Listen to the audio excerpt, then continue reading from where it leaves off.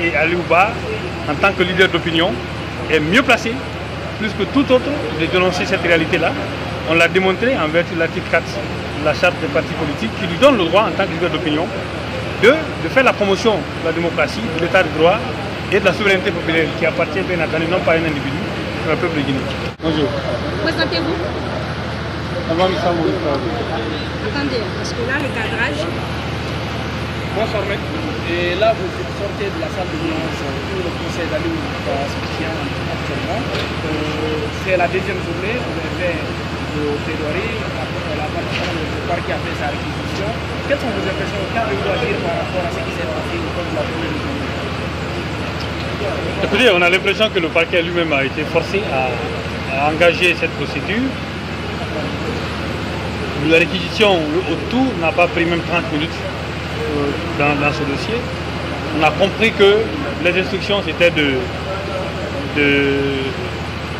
garder Aliou en prison.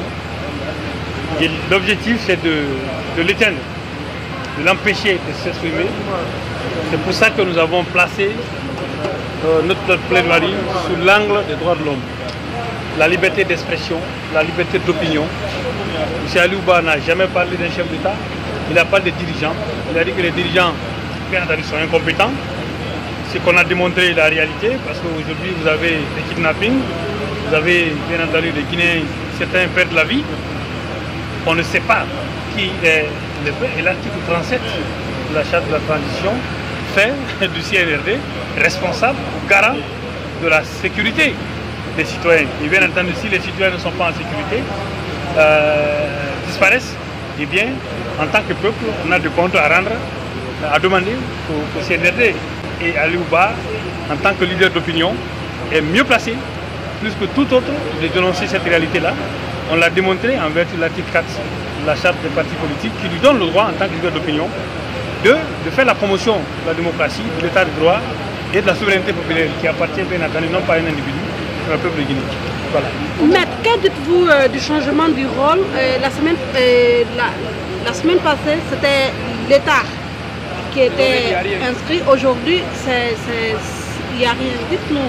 Vous savez, nos parquetiers ont pris l'habitude de se faire plaire en fait, à l'autorité.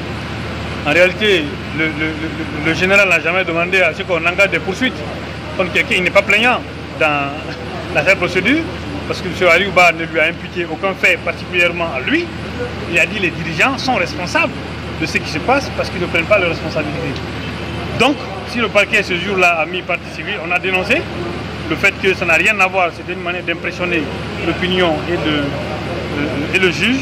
Et finalement, aujourd'hui, ils ont fait eux-mêmes leur propre mea culpa en enlevant le nom du chef de l'État et en mettant, il n'y a pas de partie civile dans le dossier, il n'est pas reparti dans la salle. C'est ce qu'on a fait savoir et je pense qu'ils ont entendu raison à travers la critique qu'on a eu à faire. Et voilà, ils ont rectifié le tir. Pensez-vous que c'est votre plaidoirie qui a fait qu'ils ont enlevé ou bien ils ont été appelés pour pouvoir enlever sur vous? Je n'en sais absolument rien, mais nous leur avons fait savoir ça la semaine dernière. Est-ce que vous êtes surpris?